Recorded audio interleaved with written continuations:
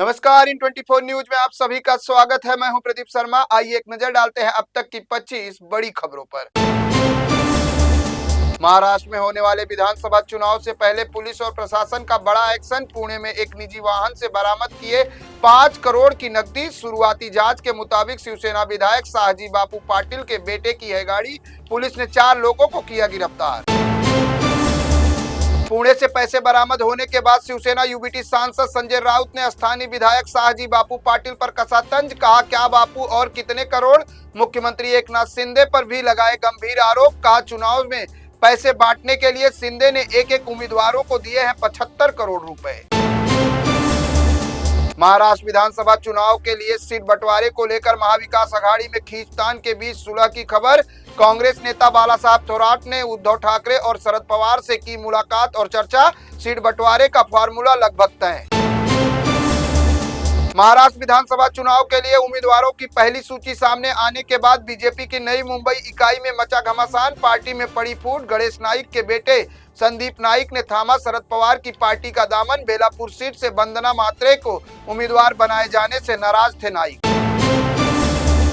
महाराष्ट्र विधानसभा चुनाव के लिए बीजेपी उम्मीदवारों की पहली सूची सामने आने के बाद पार्टी के कई नेताओं में है भारी नाराजगी।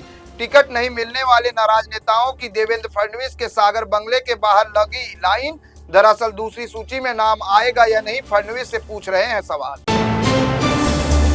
टिकट बंटवारे के बाद महायुति में बचा घमासान। गोदिया से बीजेपी ने प्रतिभा पासपुते को बनाया उम्मीदवार, जिसके चलते नाराज हुई सुवर्णा पासपुते ने निर्दलीय चुनाव लड़ने का किया ऐलान। रत्नागिरी में अजीत पवार गुट को लग सकता है बड़ा झटका। टिकट न मिलने के चलते महाविकास अघाड़ी में शामिल हो सकती हैं अनुराधा नागौड़े।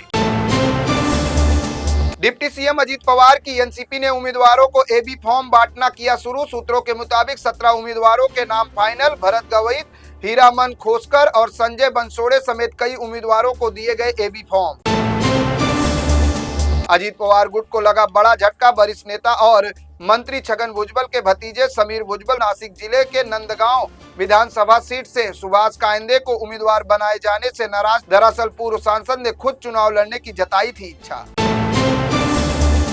राज ठाकरे की पार्टी महाराष्ट्र नवनिर्माण सेना ने भी अपने 2 उम्मीदवारों के नाम का किया ऐलान। ठाणे शहर से अविनाश जाधव तो वहीं कल्याण ग्रामीण से राजू पाटिल को चुनावी मैदान में उतारा। विधानसभा चुनाव में किसी गठबंधन का हिस्सा नहीं है राज ठाकरे की पार्टी। महाराष्ट्र विधानसभा चुनाव के लिए आज से नामांकन शुरू। नामांकन दाखिल करने के लिए 29 अक्टूबर है आखिरी तारीख। पहले दिन कई उम्मीदवारों ने भरा अपना पर्चा।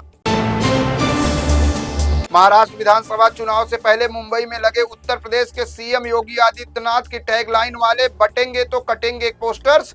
सूत्रों के मुताबिक महायुति के उन नेताओं को संदेश देने के लिए लगाए गए हैं पोस्टर जो टिकट नहीं मिलने के बाद कर रहे हैं बगावत। मुंबई ईस्टर्न हाईवे और ठाणे के कई इलाकों में लगाए गए हैं बैनर। मुंबई से सटे ठाणे जिले से आया हिट एंड रन का मामला। नौपाड़ा इलाके में तेज रफ्तार मर्सिडीज कार ने 21 साल के युवक को मारी टक्कर। दर्दनाक हादसे में दर्शन हेगड़े की मौत। गाड़ी जब्त कर पुलिस ने शुरू की जांच। फरार ड्राइवर की तलाश जारी। मध्य रेलवे ने कसारा स्टेशन पर ब्लॉक का काम सफलतापूर्वक कर लिया है पूरा। इस दौरान प्लेटफॉर्म नंबर 1 और 2 का किया गया विस्तार और चौड़ीकरण। इसके अलावा गुड्स ट्रेनों के लिए अलग से तैयार की गई है लाइन। घाट सेक्शन से गुजरने वाली ट्रेनों का संचालन प्रक्रिया में सुधार के साथ मालगाड़ियों का संचालन होगा सुगम। मध्य रेलवे ने दिवाली और छठ पूजा के मौके पर मुंबई से यूपी और बिहार समेत कई अन्य राज्यों में जाने वाले यात्रियों के लिए किया बड़ा ऐलान। मुंबई से अलग अलग शहरों के लिए चलाई जाएंगी 132 विशेष ट्रेनें। महाराष्ट्र के अलग शहरों से भी चलाई जाएंगी 400 से अधिक स्पेशल ट्रेनें। महाराष्ट्र के अंदरूनी शहरों के लिए भी होगा ट्रेनों का परिचालन। बॉलीवुड अभिनेता सलमान खान को जान से मारने की धमकी देने वाले शख्स ने मांगी माफी। मुंबई ट्रैफिक पुलिस के व्हाट्सएप नंबर पर भेजा था लॉरेंस गैंग के नाम से धमकी भरा मैसेज। अब उसी नंबर पर मैसेज कर मांगी माफी। सूत्रों के मुताबिक झारखंड का रहने वाला है आरोपी। उत्तर प्रदेश के बुलंदशहर में एक मकान में फटा सिलेंडर। जोरदार धमाके के बाद क्षतिग्रस्त हो गया पूरा मकान। हादसे में बच्चों और महिलाओं समेत 6 लोगों की मौत। आधा दर्जन से अधिक लोग हुए घायल। मकान में रह रहे थे 18 से 19 लोग। चाय बनाते वक्त फटा सिलेंडर।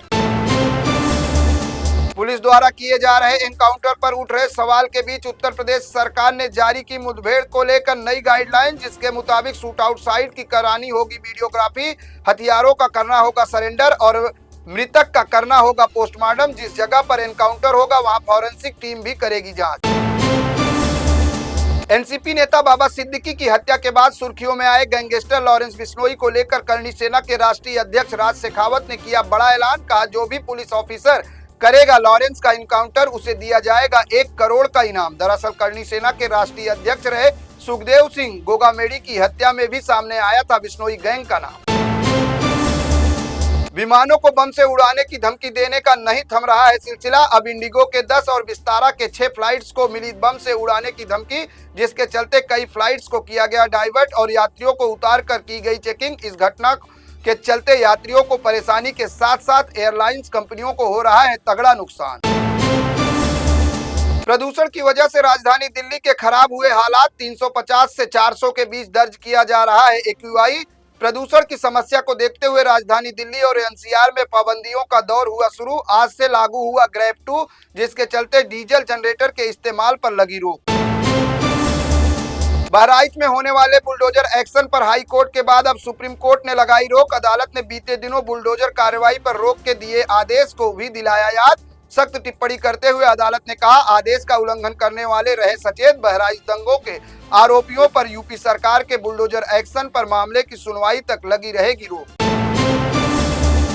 ब्रिक्स सम्मेलन में हिस्सा लेने के लिए रूस के कजान शहर पहुंचे प्रधानमंत्री नरेंद्र मोदी। जलवायु परिवर्तन, आर्थिक सहयोग और अंतर्राष्ट्रीय सुरक्षा जैसी वैश्विक चुनौतियों से निपटने पर होगा जोर। चीनी और रूस के राष्ट्रपति से भी द्विपक्षीय मुलाकात का है कार्यक्रम।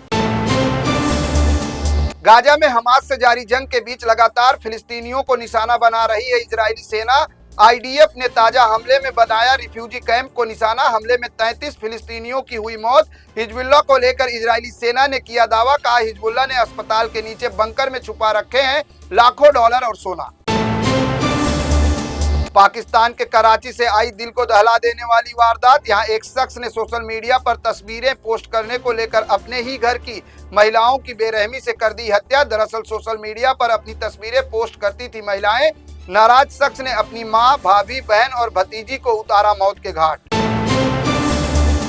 सोने चांदी की कीमतों में जारी है उछाल का सिलसिला। 1 लाख के पार चांदी की कीमत। सोने के दाम में भी 300 रुपए की बढ़ोतरी। फिलहाल 78,000 के पास पहुंचा प्रति 10 ग्राम गोल्ड।